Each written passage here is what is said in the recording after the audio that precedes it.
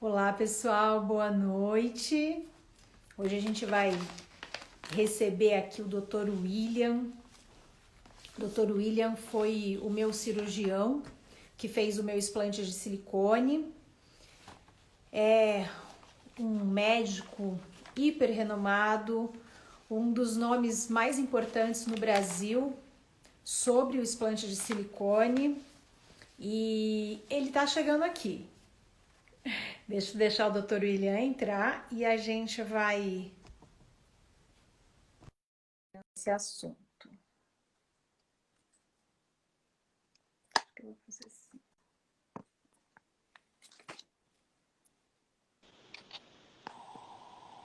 Olá! Tudo bem? Olá!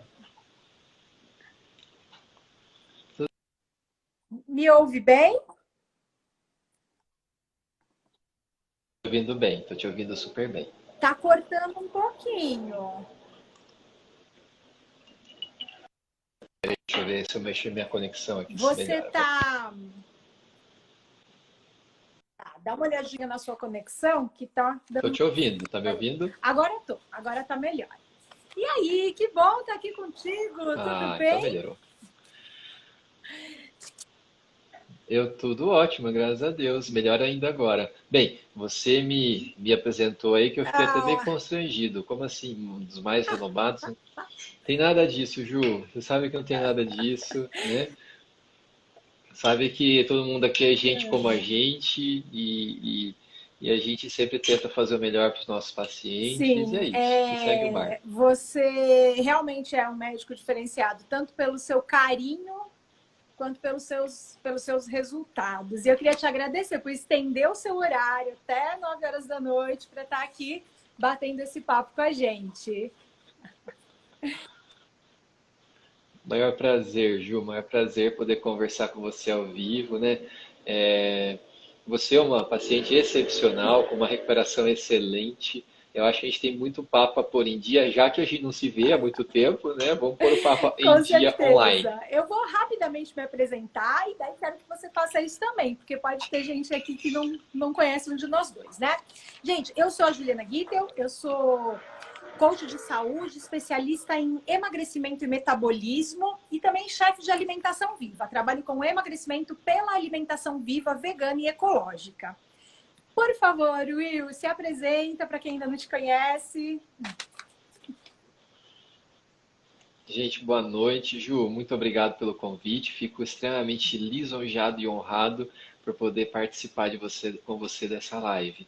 Meu nome é William Tical, sou médico cirurgião plástico, atualmente em Curitiba, né, por muito tempo, enquanto tiver crianças pequenas. É, Minha formação foi toda na Universidade Federal do Paraná. Estou na área do explante há 3 anos, ao contrário do que alguns pensam, isso é algo que já vem um pouco antigo, mas é algo, claro, que está se popularizando cada vez mais, com muitas coisas polêmicas, muitas coisas desafiadoras, né? E eu acho que a gente vai poder tecer um pouco mais sobre esse assunto tão polêmico hoje em dia, que é o explante. Agradeço imensamente mais uma vez o convite. Não sou todas essas Coca-Cola não que a É Ju falou, sim! mas tenho devagarzinho tentando tratar minhas pacientes com muito carinho. Olha, pode ter certeza que o carinho que a gente tem por vocês é imensurável, Eu vivi na imensurável. pele esse carinho. Até tem umas pessoas que estão entrando aí, que são pessoas que entraram em contato comigo, que já estão com cirurgia marcada com você. E eu sempre falo para elas que estão em muito boas mãos. Obrigado, Então, Ju, olha, eu vou obrigado mesmo. iniciar puxando esse papo, contando um pouquinho sobre. Eu fiz uma peregrinação, né, com muitos cirurgiões antes de optar pelo Dr. William. E uma das coisas que me chamou bastante atenção foi o fato, assim, dele não fazer mais os implantes de silicone. Eu dei, assim, um privilégio primeiro, porque eu vi os resultados, eu vi muitas fotos, né, no grupo do explante de silicone no Facebook, dos resultados, e eu achei que eram muito bons em relação a outros profissionais. E depois, o que pesou muito foi isso, né? Porque eu sou aí uma defensora da saúde, levanto todas as bandeiras, e isso foi uma coisa que pegou para mim. Você quer falar um pouquinho sobre essa decisão de você trabalhar hoje mais com o explante do que com o implante? Claro, claro, Ju. Isso foi uma decisão que eu tomei no começo do ano, né?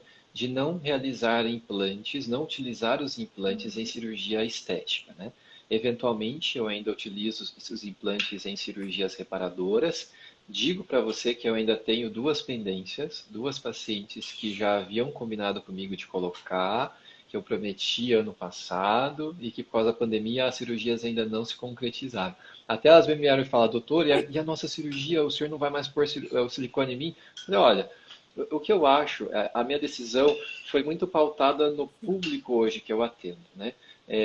Não acho, vamos dizer assim, um pecado colocar prótese, não acho um crime, respeito a opção de cada um, que cada um faz diante de uma cirurgia estética, né?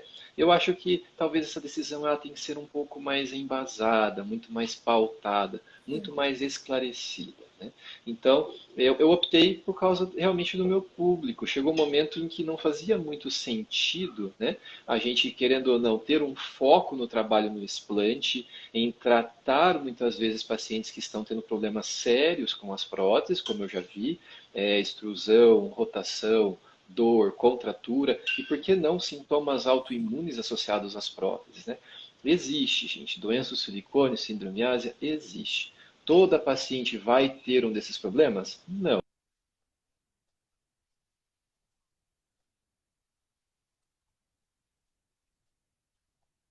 Não quer dizer que todo mundo vai ter problema, não quer dizer que todo mundo tem que tirar a prótese, mas a gente tem que pautar pelo bom senso. E a Ju bem sabe, na minha consulta eu sou muito claro. Eu falo, gente, a gente não pode garantir resultado, garantir melhoras, né, de sintomas, mas a gente tem que entender que a partir do momento em que você entende que na tua vida não tem mais espaço para prótese, talvez seja a hora de repensar e pensar a respeito do explante, né?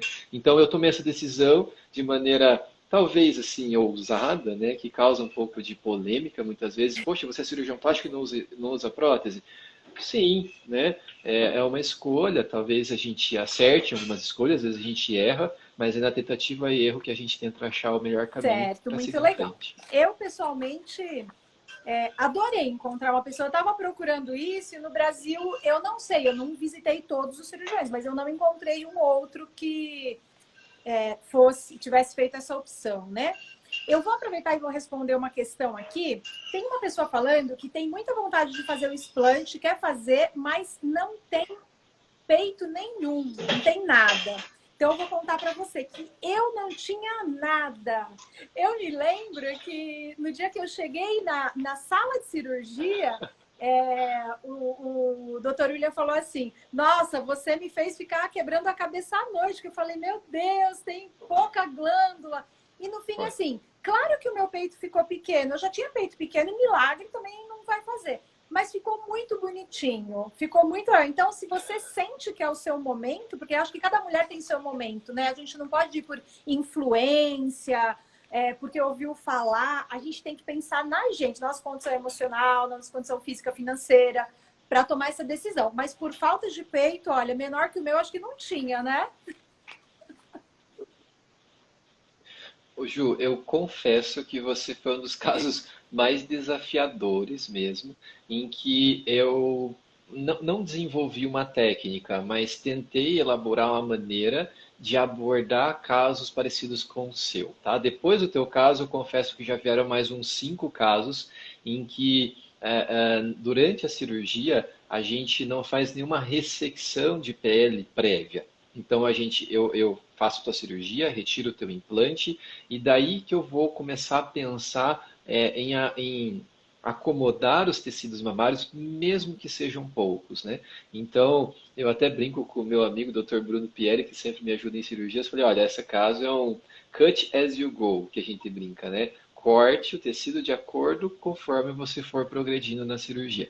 Mas assim, eu não acredito que a paciente não tenha nada de tecido. Tem sim, né? Aquele tecido que, querendo ou não, a pele, a prótese distendeu a pele, gera um excesso de pele, um excesso de tecido, e aquilo ali a gente pode reutilizar, digamos assim, para preencher a tua mama, né?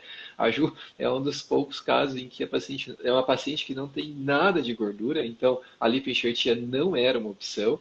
Então, querendo ou não, eu utilizei o teu próprio tecido mamário para dar um formato mínimo na mama. Eu sempre pergunto para o paciente, falo, olha, você acha que uma mama pequena pode ser bonita?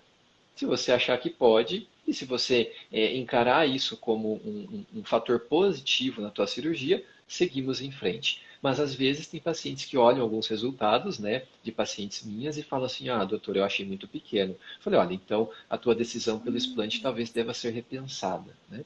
Então, eu acho que uma palavra que define muito bem o explante é o autoconhecimento.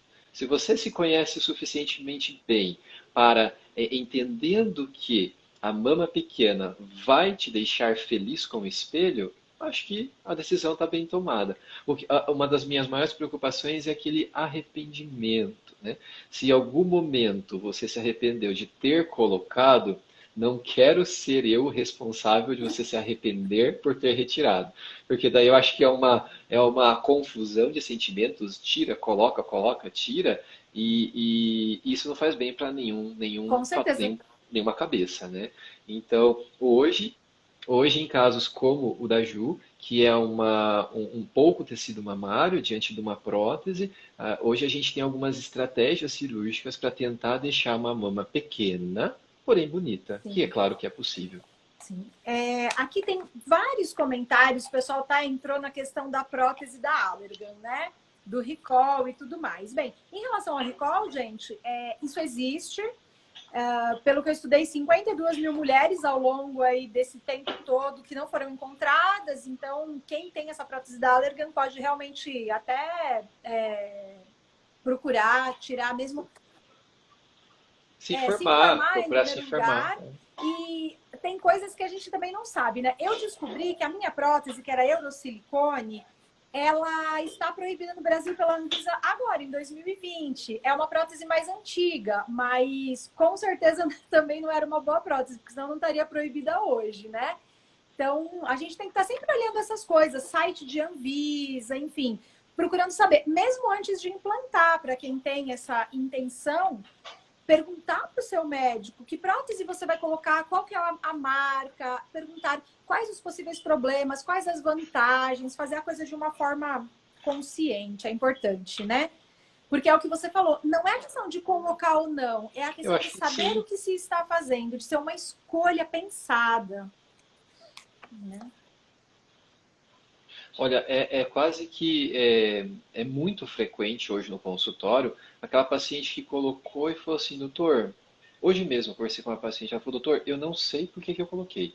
Eu gostava da minha mama, eu me deixei levar pelo momento, uma amiga minha colocou, eu achei bonito, em 2 semanas eu estava com a prótese no meu corpo. Então eu vejo que muitas vezes a decisão de colocar a prótese, até de fato colocar, ela é muito rápida, né? Então, por quê? Porque a gente está falando da cirurgia mais realizada no mundo da cirurgia plástica. E lembre-se, gente, a gente está no Brasil, o país da cirurgia plástica, né? Em números absolutos, o Brasil é o segundo país que mais faz cirurgia plástica, a gente só perde para os Estados Unidos, mas que é um país que tem um PIB muito maior, uma população muito maior. Então, digamos assim, proporcionalmente, nós somos o país que mais realiza cirurgia plástica no mundo. E a prótese é a principal delas. Então, o fato de colocar, algumas pacientes eu falo assim, puxa, doutor, eu coloquei meio que porque minha cunhada colocou, eu vi, ficou bonito, mas depois eu me arrependi.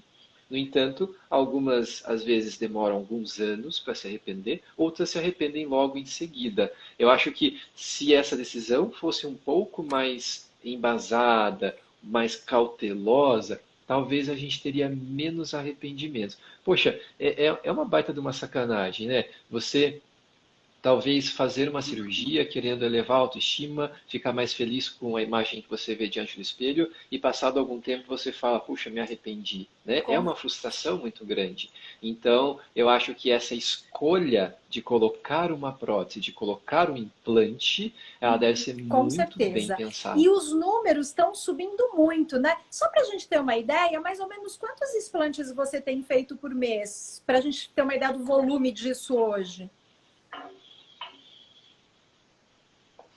Ô, Ju, assim, quando eu comecei lá em 2017, eu lembro bem, nome, sobrenome, nome completo da minha primeira paciente que eu realizei o explante. Foi em abril de 2017. Na época, uma amiga minha chamada Carla Keiko, que realizou o explante em São Paulo, na época, ela veio para Curitiba e falou assim, viu, tem um monte de pacientes querendo indicação, você faz? Eu falei, olha, nunca fiz, mas eu topo o desafio. Tecnicamente, é uma cirurgia simples, né? Algumas pessoas falam, doutor, me recomenda um especialista aqui, lá e acolá. Eu falo, gente, em teoria, não existe uma especialização para realizar o explante, né? A grande maioria dos cirurgiões plásticos tem habilidade técnica para realizar e grande parte deles já realiza o explante. Converso com vários do país inteiro. Então, você pode ir no teu cirurgião verificar se ele se sente confortável em realizar esse procedimento. Mas assim, em 2017 era pouco, em 2018 houve um movimento um pouquinho maior, acredito que também alimentado pela onda do explante nos Estados Unidos e que com o tempo acabou reverberando no Brasil.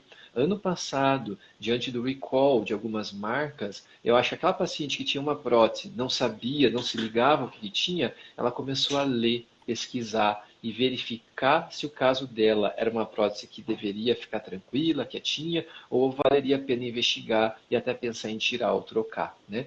Então, eu te digo que a média hoje tem sido de 3 a 5 implantes por semana, né? Alguns meses um pouco mais, alguns meses um pouco menos, mas tem se tornado uma rotina no meu dia a dia e ao contrário do que muitas pacientes pensam, gente, eu faço outras cirurgias, né? Eu faço lipoaspiração, faço cirurgia de face, faço abdominoplastia, né? Mas hoje, querendo ou não, o explante ele compreende mais de 90% do volume do meu Ah, consultório. que ótimo. E eu já ia te fazer a segunda pergunta que eu ia te fazer, você respondeu, né? Então, em função desses recalls, a coisa tomou uma popularização assim maior, né? Tá, tá ótimo.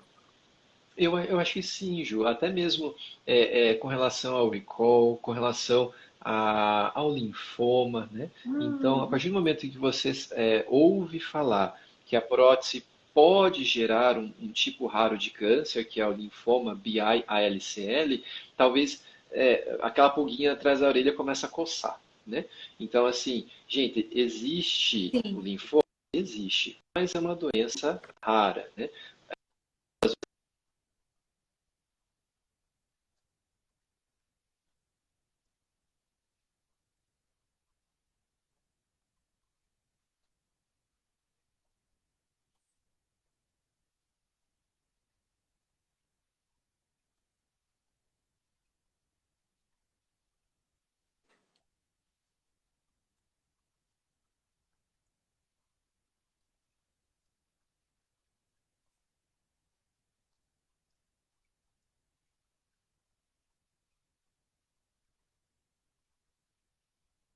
Tipo de prótese que você vai colocar, né? Então a gente tem que se informar cada vez mais. Hoje a informação está literalmente na palma da mão. Não é mais na Barça, que na época que eu fazia trabalho no colégio era na Barça, né? Eu Hoje a gente também. tem muito mais acesso à informação. Sim, muito bom. E agora vamos entrar no assunto principal dessa conversa. Gente, eu estou vendo as perguntas aqui e no final a gente vai responder um pouquinho mais, tá bom? Mas nesse momento, eu queria, Will, que você comentasse com a gente o que você tem visto em consultório de melhora real na vida dessas mulheres explantadas. O que mais se relata? Assim, olha, eu realmente fiz o explante e isso está acontecendo. Porque tem muita coisa que é especulação, que a gente não sabe se é ou se não é, né? O que você vê na realidade? Ô Ju, eu falo assim para todas as minhas pacientes, né? Não acredite em milagre. Né? Você pode falar até da tua experiência, mas eu vejo com muita frequência pacientes melhorando de cansaço crônico, dores musculares, artralgias, né?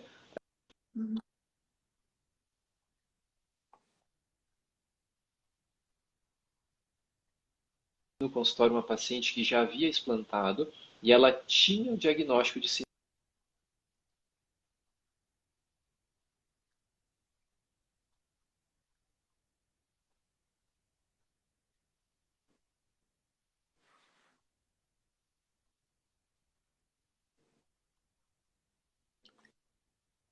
Olha só.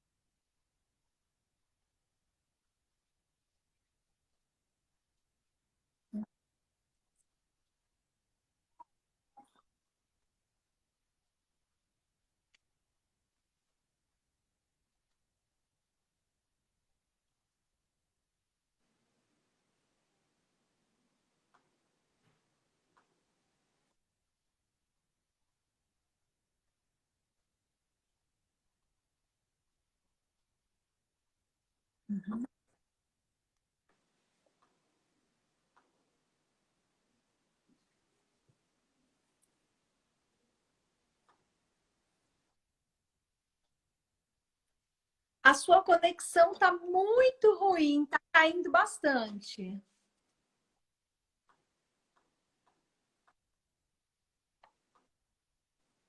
Oi, tá me ouvindo?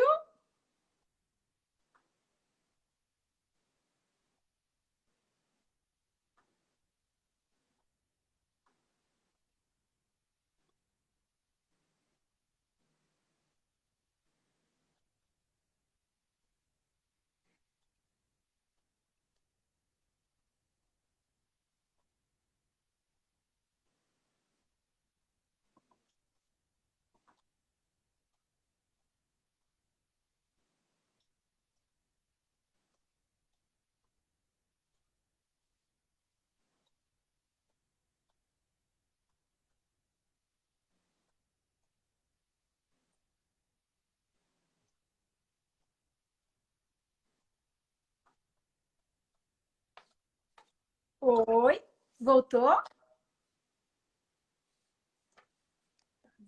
Vamos esperar o doutor William entrar de novo? Gente, enquanto isso, eu quero ir comentando com vocês a respeito dos meus antes e depois, tá? Eles estão lá no tanto no grupo do Silicone, quanto aqui no meu Instagram. Eu postei fotos.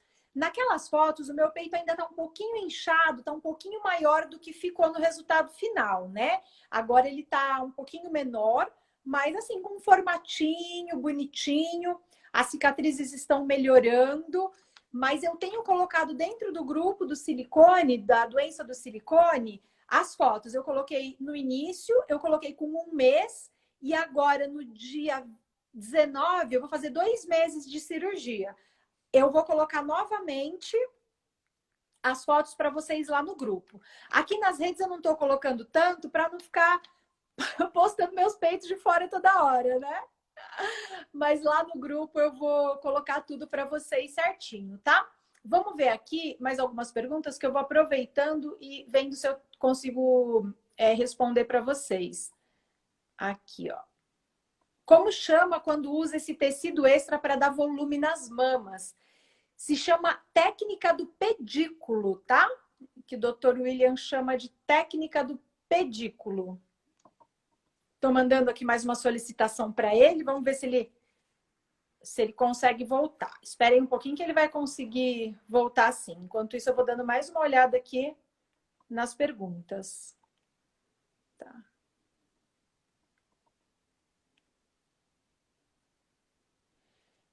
Olha, gente, muitas pessoas relatando aqui, né? Aqui. No caso, vai ter reembolso. Olha, eu tô tentando, tá? Com o plano de saúde, juntei toda a documentação, mas não dei entrada ainda. Por conta de loucura de trabalho da vida, tá todo mundo, tudo na minha mesa, eu ainda vou dar entrada. Mas no meu caso, como eu tenho diagnóstico de síndrome ásia, eu fui ao reumatologista, pedi um laudo para ele de que eu precisava tirar o meu silicone para melhorar a minha doença autoimune, síndrome ásia, que é a doença do silicone, e eu tenho o laudo do reumato. Eu acredito que isso vai me ajudar na possibilidade do reembolso. Mas quando a gente não tem uma síndrome ásia diagnosticada, um câncer, alguma coisa, é mais difícil porque é considerado uma cirurgia estética e os planos de saúde não reembolsam nem a cirurgia estética, nem problemas causados por ela. Tem, acho que, 2 pessoas no grupo do silicone que são advogadas, que estão se inteirando muito desse assunto. Aí precisa colocar lá na lupinha, ver se vocês encontram essas pessoas. E estão ajudando mulheres a conseguir esse reembolso. Quem tem próteses da Allergan, essa prótese do Recall, praticamente todas conseguem. Se você entrar, né, na justiça contra a Allergan, você consegue absolutamente tudo pago por eles. O relato é praticamente de 100%. Aí tem que ir atrás que consegue mesmo. Mas no caso de outras próteses, é um pouco mais difícil, tá? Vamos lá.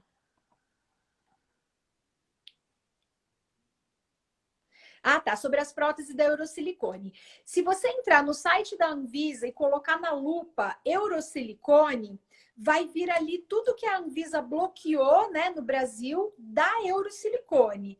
E as próteses mamárias estão proibidas no Brasil, tá? Elas estão como próteses perigosas à saúde mesmo, neste momento, inclusive, tá?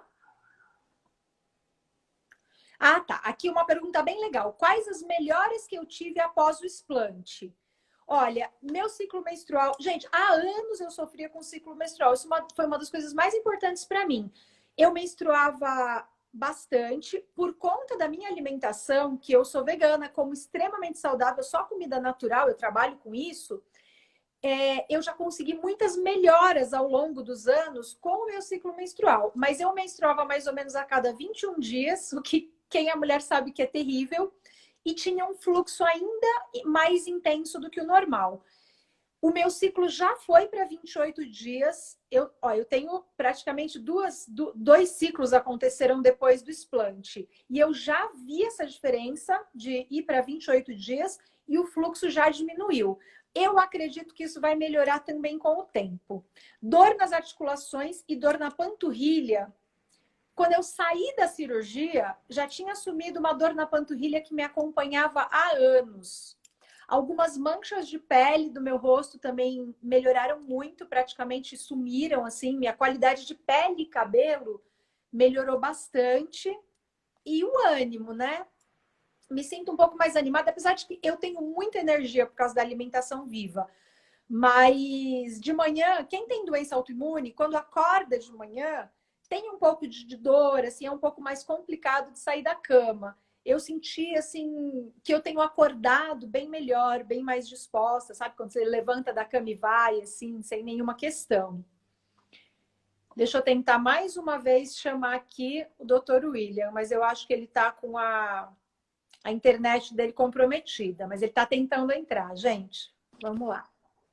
Voltei? Opa! Voltou. Oi! Achei que não Que ia voltar bom! mais. Que bom que você conseguiu voltar. Aí, ó, cadê o Dr. William? Tá aqui o Dr. William. Voltei, gente. Desculpa aí, falhas técnicas. Então, Então, a gente Ju, estava falando seguindo. dos benefícios, né? Eu acho que assim, ó, eu já vi, eu vejo melhora, né? Volto a falar, gente, é igual bruxa, né? Cadê a minha paciente Cláudia? Como é que é? A gente não acredita em bruxas, mas que elas existem, elas existem.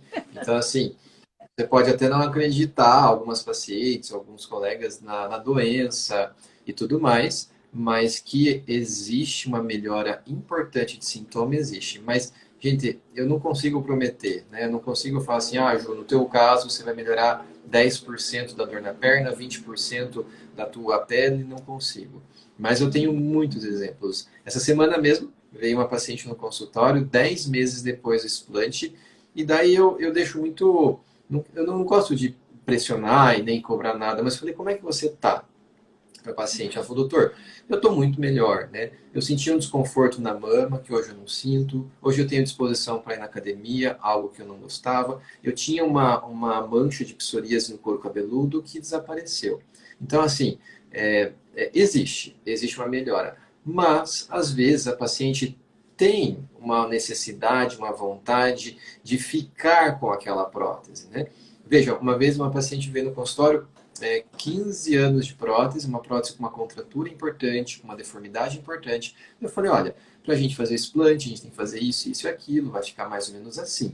Ela olhou, falou assim, doutor, obrigado pela explicação, eu acho que para o meu corpo provavelmente é melhor eu ficar sem, mas meu psicológico não está preparado para explantar. Então eu falei, então troca, põe outra, né? Veja uma opção. Eu acho que quando a pessoa tem essa consciência, é muito melhor. Não é porque está todo mundo explantando que eu vou explantar. Não é porque não está todo mundo.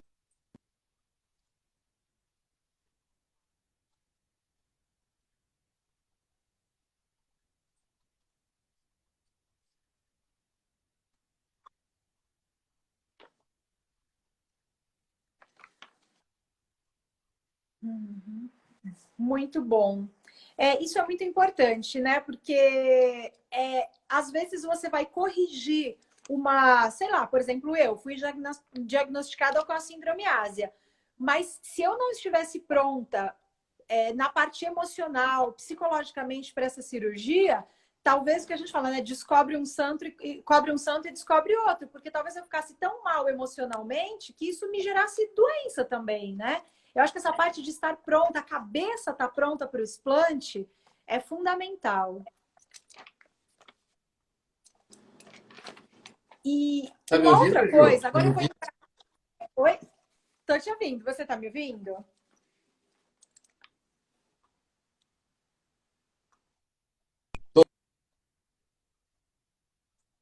Agora eu ouvi. Agora voltou.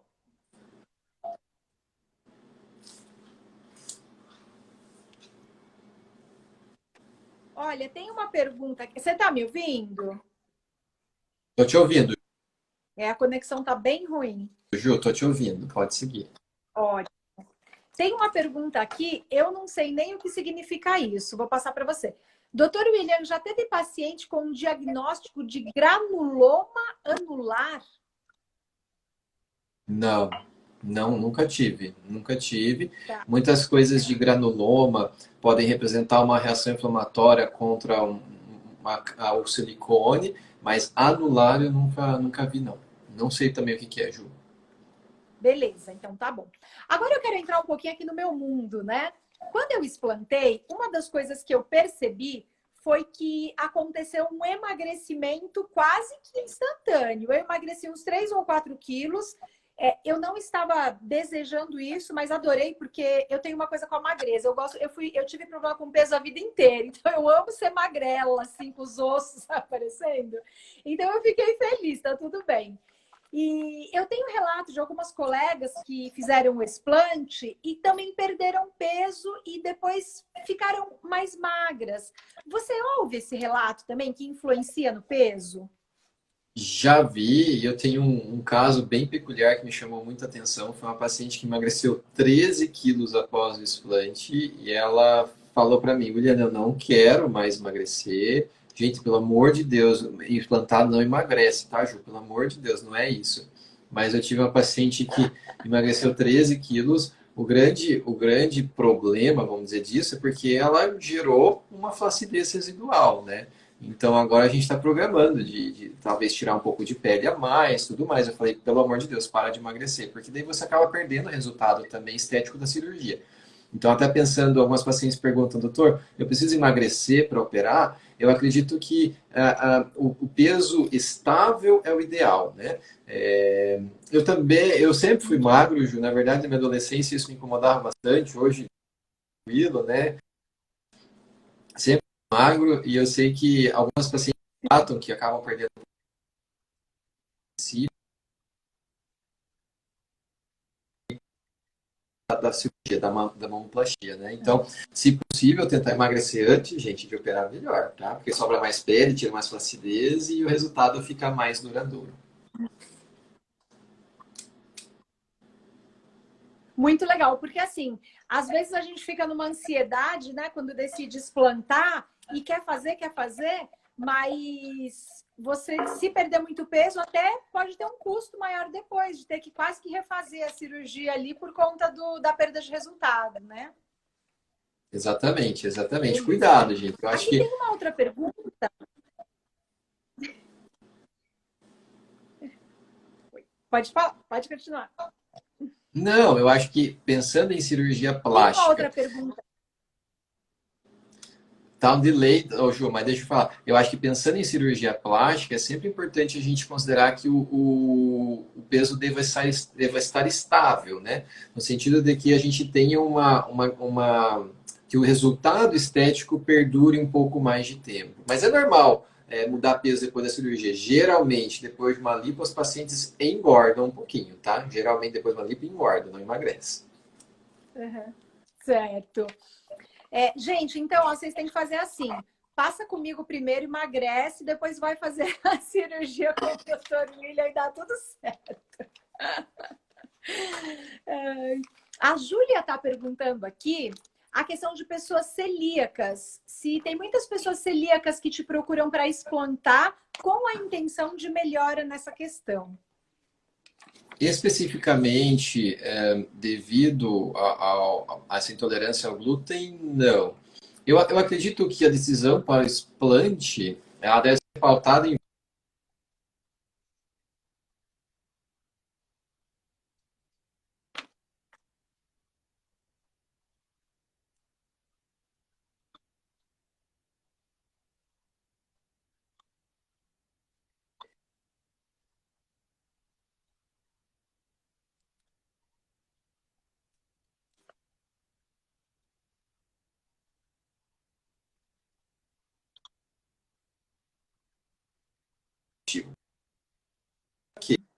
então tá bom, melhorou a doença celíaca, melhorou Uhum. a intolerância à lactose, ótimo. Mas eu acho que isso não deve ser o principal fator, né, para pensar em explantar, não.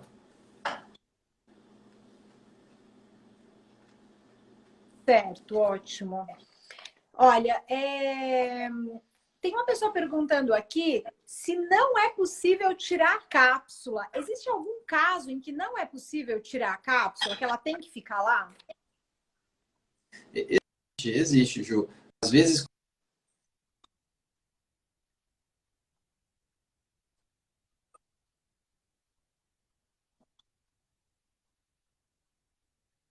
veja, gente, a retirada da cápsula, existe uma tentativa, né? É crime deixar a cápsula? É um erro médico deixar a cápsula? Não. Talvez seja interessante sempre discutir com o seu médico a respeito da cápsula, né? O que a gente tem que tentar levar em consideração é que a cápsula é um processo inflamatório local e deve ser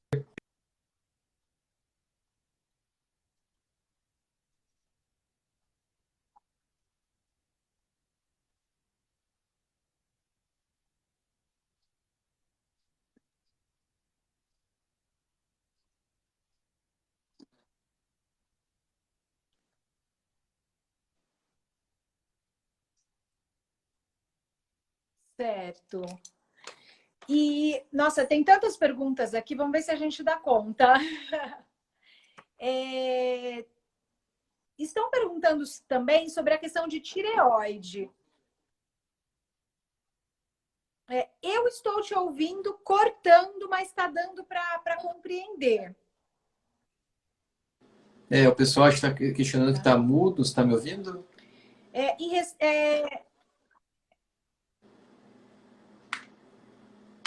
é, tá ruim a conexão, mas eu consigo te ouvir. Com um delayzinho, mas eu consigo. Tem Você uma está pessoa fazendo? perguntando em relação à glândula tireoide. Está dizendo que ela não tem tireoide. A pergunta veio acima e agora veio de novo, mas eu não acho que não completou aqui. Talvez em relação a não ter tireoide, isso tem alguma coisa a ver com o explante? Pode melhorar, enfim.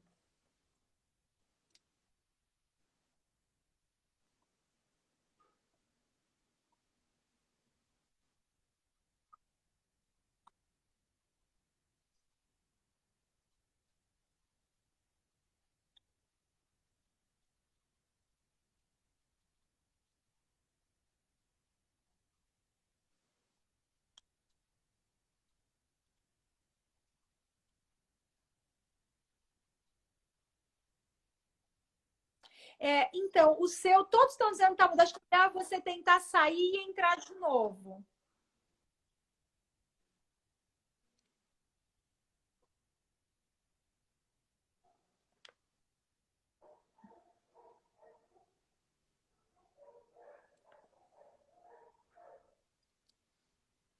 Gente, só um minutinho, tá? Pedir para ele sair e entrar de novo. A gente tem ainda uns 20 minutinhos com ele. Então, vamos lá. Tá entrando aqui. Vamos lá. Vamos ver se ele volta com som. Pode ser que estivesse acabando a bateria do celular dele e... Voltei. Estão me ouvindo? Gente, por favor, digita se vocês estão conseguindo ouvir o Dr. William. Fala aí, pessoal. Estão me ouvindo? Estão ouvindo? Vamos fazer uma nova live. Estão falando, tá bom, a gente faz uma nova live, não tem problema. Então, eu entendi agora a pergunta da tireoide. Se o fato de colocar próteses pode piorar a saúde da pessoa que não tem a glândula tireoide.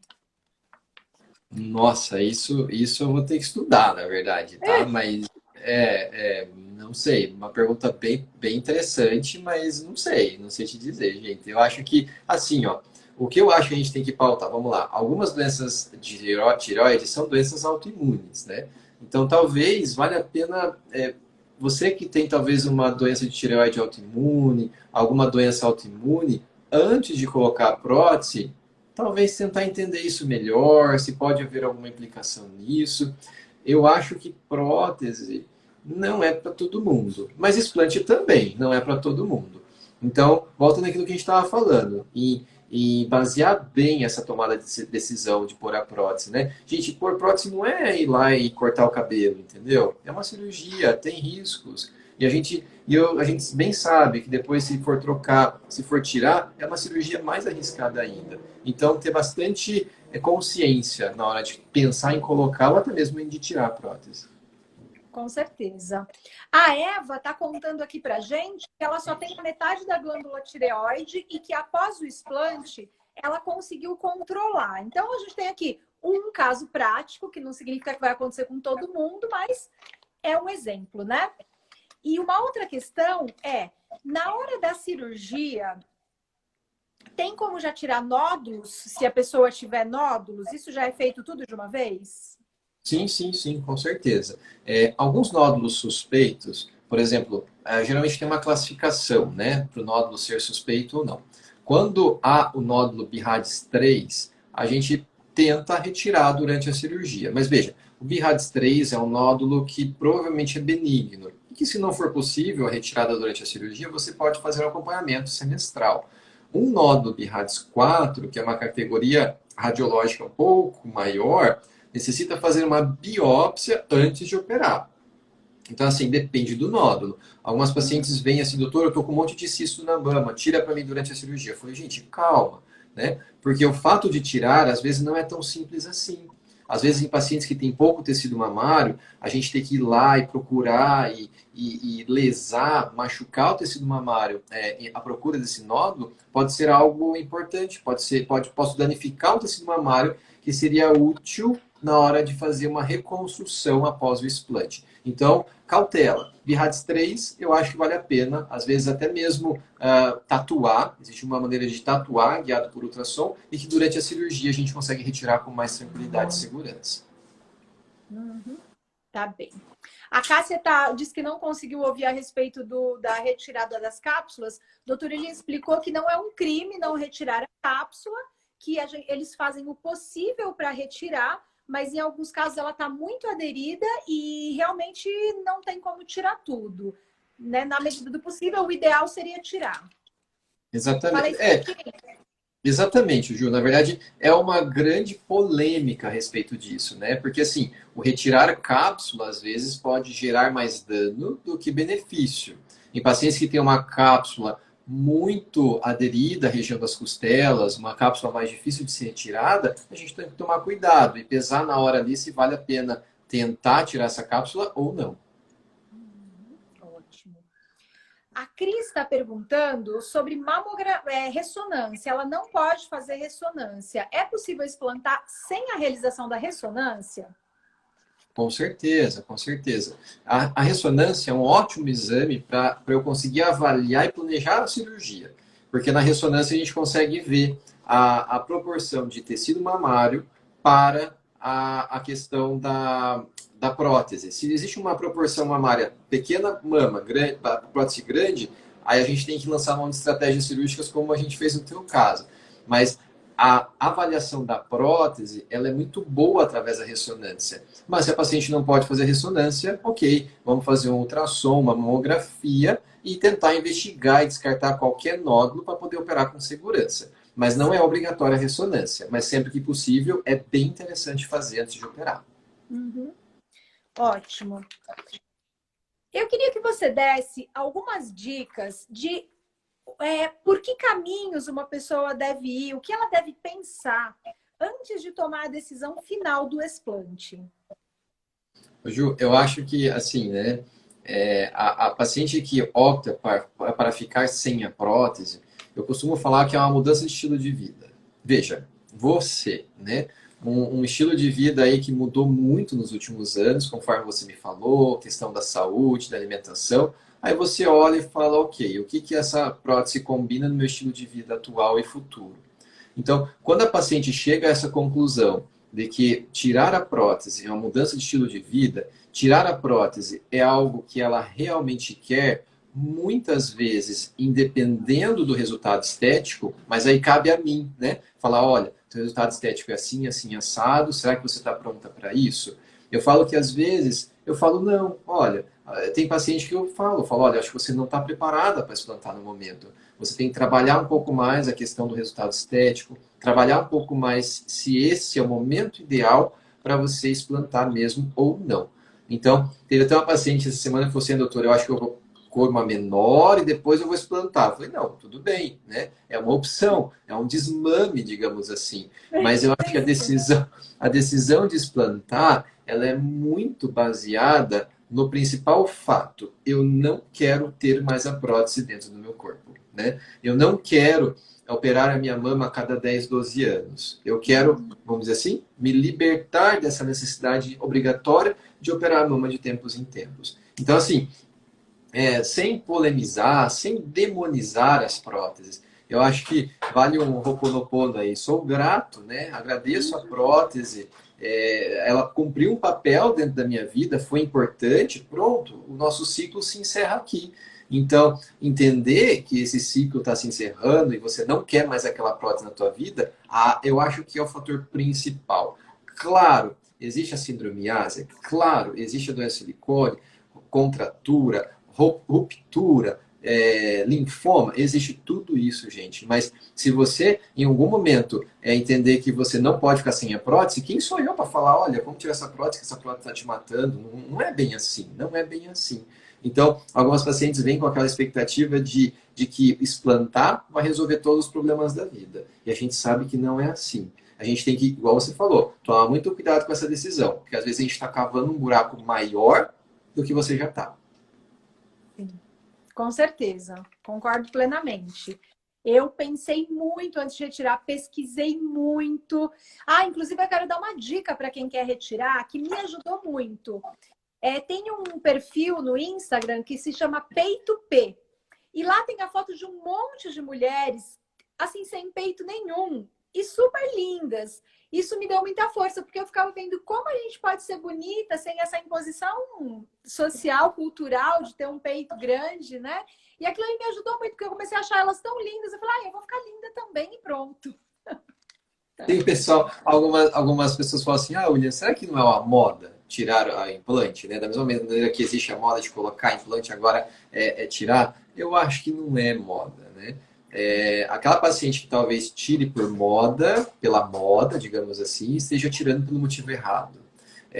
Claro que quem disse que para você ter a mama bonita você precisa de uma prótese? Quem disse que para você ter o corpo sensual você precisa ter a mama grande? Aí eu tento sempre me referir a algumas atrizes famosas, por que não, que têm a mama pequena e não por isso deixam de ser mais ou menos bonitas, né? Então, eu pergunto assim, poxa, Ju, você já pintou teu cabelo de vermelho alguma vez? Já. Por que ele não é vermelho ainda mais? Por que ele não é mais vermelho? Sim, passou, né? Foi uma fase. Passou. A prótese também pode ser uma fase da tua vida que passou. Quem disse que cabelo vermelho combina com toda mulher? Ou então a prótese combina com todo o corpo? Então, tentar entender isso para cada uma que entende que existe a possibilidade de explantar, eu acho que é muito importante. Com certeza. Gente, a gente tá falando aqui dessa questão, né, da autoaceitação. Eu vou contar uma coisa muito engraçada. Ai, meu Deus, agora eu vou entrar na intimidade da minha vida na rede social, mas vamos que vamos. Aconteceu uma coisa muito engraçada comigo, porque o meu companheiro, ele no começo eu mostrava as fotos das explantadas, ele falava, ai, amor, vai ficar um pouco estranho, né? E eu, pois é, você vai ter que me amar assim. E depois que eu fiz, gente, ele tá amando. Ai, mas que peitinho bonitinho, mas ficou muito lindo. E fica lá amando meus peitos. É uma novidade, né? É uma novidade. E ele falou que legal ser natural. Ele percebeu como era ruim pegar naquela borracha, né? Naquele silicone, sei lá. Então, eu achei muito engraçado. Como a reação foi uma reação que eu mesma não esperava. Foi extremamente positiva. Não digo que vai acontecer isso com todo mundo, né? Mas no meu caso, foi sensacional, assim.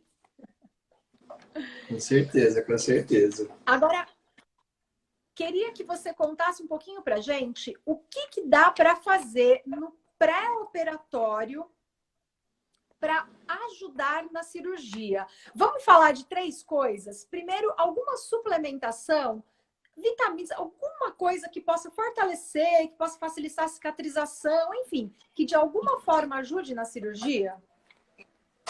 Ju, assim, eu acho essa parte de alimentação você fala melhor do que eu, tá? Mas eu acredito que ter uma dieta equilibrada, saudável, praticar atividade física, ter uma vida equilibrada vai ajudar no pré, no pós e sempre na vida, né? Até a minha esposa, endocrinologista, fala, se a paciente tem uma dieta equilibrada, claro, a gente vai dosar vitamina B12, ferro, fetina, se precisar repor antes, a gente repõe, mas se tiver uma dieta equilibrada, consciente, adequada, ela não vai precisar suplementar, né? Eu devo uma visita à doutora Maite César, que é uma nutróloga aqui de Curitiba, trabalha com medicina integrativa. Então, assim, da gente tentar entender como é que a gente pode trabalhar no pré e no pós. A Feng, que é uma cirurgiã bastante renomada dos Estados Unidos na questão do explante, ela tem todo um pré e pós, assim, bem estruturado, mas eu confesso que eu não sei se há muito embasamento científico nisso tudo. Mas eu acho que tudo que vem somar, agregar, a melhorar uma recuperação, principalmente um pós-operatório, eu acho fundamental, né? Eu acho que é importante ter uma vida saudável. Seja vegana crudívora, seja low carb, seja, né? Eu acho que é importante cuidar da saúde. A gente tem várias maneiras de cuidar da saúde, né? Então, acho que isso é importante, cuidar da saúde. Não achar que vai operar e vai ficar tomando Coca-Cola e vai dar tudo certo, entendeu? Acho que a gente tem um pouco de cautela nisso tudo. Tá certo. Então, assim, envolvendo tudo, né? Tem que cuidar da alimentação, tem que olhar os exames para ver se precisa suplementar alguma coisa. E é legal olhar isso com um pouco de antecedência, né? Porque se precisar suplementar, não vai suplementar e no dia seguinte isso tá ok no sangue. Vai ter que ter um período, né, para o corpo absorver isso.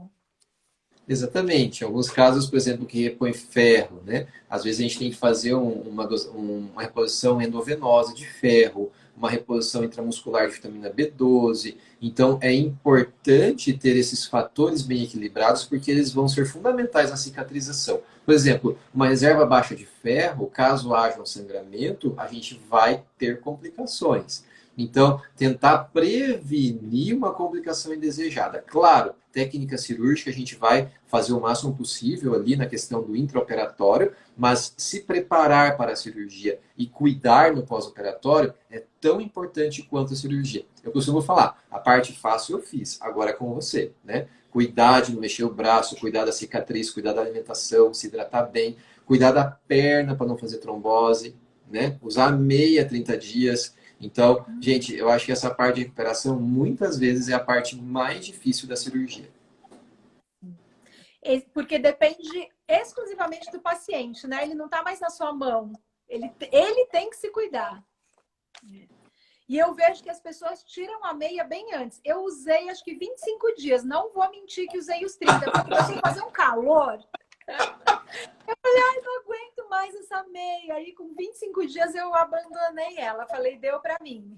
Mas eu usei, fui firme. Na verdade, a meia é sempre uma polêmica, porque todas vêm no consultório, doutor, tirei hoje para lavar. Aham, tirou hoje para lavar, sei, né? Todas vêm no consultório falando que a meia tirou para lavar. Tá, só hoje, né? Na verdade, eu sei que é difícil, gente. A gente está passando uma onda de calor bem importante aqui em Curitiba, em São Paulo também. Então, sim, nesse pós-operatório de agora, com meia, modelador, sutiã cirúrgico, uau, é chato, eu sei que é chato. Não é fácil. O sutiã cirúrgico, uns 2 meses, assim, após a cirurgia? Eu falo que tem uma regrinha, assim, que eu costumo falar. Um mês direto, segundo mês para dormir, terceiro mês de vez em quando. Mas, assim, tem paciente que às vezes faz alergia, né? Faz algumas alterações cutâneas por causa do tecido do sutiã cirúrgico. Alguns pacientes têm muito calor, né? Então, a gente tem que adaptar. Tem paciente que está com uma semana e já está tudo desinchado. Então, para que usar aquele sutiã cirúrgico por 3 meses? Mas ele ajuda. Ele ajuda ali a apertar, comprimir, ajuda a mama a colar de volta, a cicatrizar junto do tórax. Porque logo depois que a gente tirou o implante, ali fica um vazio. Aí que vem a função do dreno. Tirou o dreno, e aí? A gente tem que apertar, fazer drenagem e esperar que aquilo ali se cicatrize bem. Maravilha. Gente, olha, estamos com pouquíssimo tempo, acho que mais uns 2 ou 3 minutos. Então, eu só vou fazer essa pergunta do dreno, que a gente acabou de falar do dreno, né? Estão perguntando aqui por que que você usa o dreno como um procedimento padrão e muitos cirurgiões nem usam ou usam parcialmente. Eu acho que não há uma obrigatoriedade do dreno. Eu confesso que no início eu não usava o dreno de rotina, no entanto, eu tive alguns casos de sangramento e não que o dreno evite o sangramento, calma, mas o dreno me ajuda a monitorizar. Quem faz, verifica ali que nos primeiros dias sai bastante líquido, bastante sangue da região onde estava o implante. Então, aquele líquido, se não tem o dreno, o teu corpo que é obrigado a absorver. Então, querendo ou não, sofre um pouquinho mais de edema ali no começo. Gente, dreno é mais difícil porque eu tenho que colocar, é mais desconfortável porque eu tenho que tirar. Eu não coloco porque eu quero, não. É que eu coloco porque realmente eu acredito que ele faz a diferença na recuperação pós-operatória. Incomoda, e eu confesso para você que depois que eu adotei o dreno como rotina e um curativo bem comprimido, meus índices de hematoma, de sangramento no pós-operatório, diminuíram consideravelmente. Então, é difícil. Aí, seguindo alguns cirurgiões de fora do país, eles utilizam também com frequência. Não é obrigatório, gente, não é obrigatório. Mas na minha rotina hoje, eu verifico que eu consegui minimizar minha complicação, meus índices de complicação com o dreno. Sim. Então foi mais uma questão também prática, né? Além das pesquisas, você viu ali na vida mesmo que tinha um resultado melhor com o dreno. E acho que isso é tão importante, né? O que a gente vê no dia a dia. É o que vale mesmo, ainda mais você que tem um número de cirurgias muito considerável, então o que você vê em pós-operatório tem um valor muito grande. Muito bom. Tinha mais uma pergunta aqui. Ah, que lindo, meu aluno deu. Amo minha professora que mudou minha vida. Te amo também. Ó, você plantou uma sementinha de brotos, porque hoje realmente broto não falta na minha dieta, né? Eu li o teu e-book, né? Ainda estou na fase de tentar fazer meus germinados e meus brotos com as crianças, mas ainda não consegui tempo para isso. Mas eu acho que é muito importante a gente tentar entender um pouco mais de alimentação e agregar isso para a vida como um todo. Sim. Eu ensinei o Dr. William a comer broto, gente. Que honra! Que honra! Olha, e aqui, ó, todo mundo pedindo para você ir. Vem para Vacaria, vem para o Rio Grande do Sul, vem para... Todo mundo quer o Dr. William, gente, mas não tem jeito. Ele já explicou que ele não vai, que tem que ir para Curitiba mesmo, que a vida é isso. Gente, eu assim, de coração mesmo, quando, né, Ju, vem você de outra cidade, a minha esposa até falou, poxa, mas como é que ela vem de São Paulo? Lá em São Paulo tem tanto médico bom, então assim, por que ela veio operar com você? Tipo, né? Não, mas é que quando a gente, eu vejo isso muito assim, é a questão da empatia, da confiança, né? De você confiar no que eu estou te contando e eu confiar no que você está me falando. Eu acho que quando existe essa reciprocidade, está estabelecida a relação médico-paciente. Então, fala aí pro maridão aí que falou assim, ó, casada com ele, mas quando eu te opero, casou comigo, né? Porque, querendo ou não, eu sou responsável, eu vou cuidar de você, se tiver alguma complicação, eu que vou ter que resolver. Então, esse link, essa relação, ela tem que ser de extrema confiança, né? Diante de um resultado, talvez não tão bom, diante de uma complicação, muitas vezes simples, mas que pode ser uma complicação grave, e tem que haver essa cumplicidade entre médico e paciente. Com certeza. E olha, gente, se alguém não quiser ir para Curitiba, não marque uma consulta online com o Dr. William, porque depois que você fizer uma consulta online com ele, você vai comprar a passagem na hora. Não, não, não. Eu acho Se que apaixona nos primeiros 5 minutos e fala, eu não quero mais ninguém, tem que ser ele. não, Ju, é muito carinho da sua parte. Eu tento vislumbrar quando eu vejo um paciente, todo paciente, tentar entender que você poderia ser minha prima, enfim, minha irmã, né? Então, eu acho que quando a gente projeta alguém, o paciente sendo algo querido, alguém querido para você, eu acho que a chance da gente errar ela é menor. Mas a gente erra, às vezes a gente erra, né? Então, eu te falo que essa confiança, eu sou muito grato por toda essa confiança. As pacientes, assim como você, falam comigo pelo telefone e daqui no dia seguinte está aqui, vamos operar amanhã, doutor. Eu até dá um choque de realidade, assim, eu falo, putz, verdade. Cada paciente que chega de outra cidade, nunca me viu e vai operar no dia seguinte, eu ganho os 3 cabelos brancos. Porque eu falo, é uma baita de uma responsabilidade, né? É uma confiança depositada em mim e na minha equipe que eu espero sempre poder responder à altura, sempre. Nossa, com certeza. Muitas vezes eu sinto isso também. Quando vem as pessoas e falam, eu já fiz 3 cursos, 4 cursos de alimentação viva e não consegui resultado, e agora é com você, eu acredito. Eu falo, meu Deus, vamos que vamos, vai dar certo. Eu vou dar o meu melhor. É isso. Olha aqui, ó. O meu aluno está falando que até ele está querendo tirar o silicone que ele não tem para fazer a operação com você. Não, e coloquei até minha esposa no meio, né? Hoje a Laila me ajuda a cuidar também das pacientes, né? A gente faz um carinho, né? Leva uma cesta. Na verdade, é uma maneira de tentar retribuir todo o carinho que a gente recebe. Pode ter certeza que é um trabalho, claro que é, né, gente? Existe uma remuneração por isso, é óbvio, mas pode ter certeza que é muito além disso, né? É carinho, é confiança, é respeito, é amizade, Ju, né? Eu gosto Com de ultrapassar um certeza. pouco as barreiras. Você sabe disso, você é mais que Eu uma paciente, sei, é eu uma amiga. vivi isso. Eu quase caí para trás quando chegou uma cesta com brotos. Pense no médico, no pós-operatório, te enviar uma cesta com brotos em casa. Eu falei, não, gente, esse homem não existe, eu tô tendo Não um é, delírio, isso não é real. é muito gostoso poder retribuir de alguma maneira todo esse carinho e confiança que vocês depositam em mim, pode ter certeza. E a Laila sente isso por tabela também, né? Porque ela tá no Sim, eu jogo, ela imagino. Aí ela te ajuda a organizar tudo isso. Ela tá é, aí do lado, né? Beijo para ela aham, tá aqui do também. meu lado. É isso aí.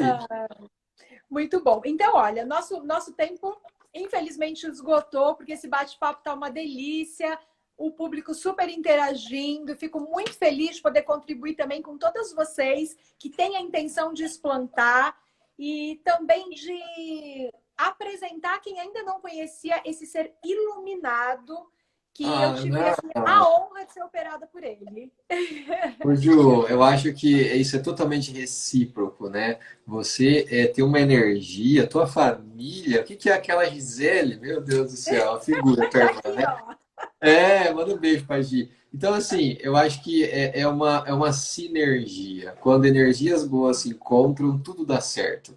Eu acredito muito em energia boa, né? Quando você tem ali uma energia ruim, talvez para, repensa, reveja, né? Que quando as coisas são sinérgicas, as coisas vão para frente. E eu vejo muita sinergia com as minhas pacientes, graças a Deus, graças a Deus. Quando eu vejo alguma energia que não bate bem com a minha, eu falo, olha, vamos repensar, vamos verificar se esse é o melhor caminho mesmo. E essa percepção, ela é fundamental na relação médico-paciente. E também, eu falo, nem Jesus agradou a todo mundo, né? Às vezes tem uma paciente que consulta comigo e falou, não vai rolar com o doutor William. Acontece, gente, acontece. A gente tem que respeitar essa individualidade de cada um e tentar procurar sempre o melhor para cada um, né? Eu falo que a nossa busca incessante pelo equilíbrio na vida, né? Corpo, alma, coração, né? A gente tem que tentar achar esse equilíbrio na vida. Se a paciente não gostar de você, a gente saca o cartão do psiquiatra, entrega para ela. Não, a minha esposa, a Laila fala, tá, você é o legalzão com os teus pacientes. Eu que escuto as abobrinhas que você me fala. Eu falo, ah, alguém tem que ouvir, né, Ju? Alguém tem que ouvir, né? Querido, então, gratidão imensa. É sempre uma delícia estar com você, essa sua energia boa também. Muito obrigado por todos os esclarecimentos e um grande beijo no coração. Beijo, Ju. Devemos uma tele de retorno. Logo, logo te vejo. Fica com Deus. Beijo para todo mundo aí. Beijo, gente. Marcaremos. Obrigadão. Beijo, gente. Tchau. Gratidão pela participação.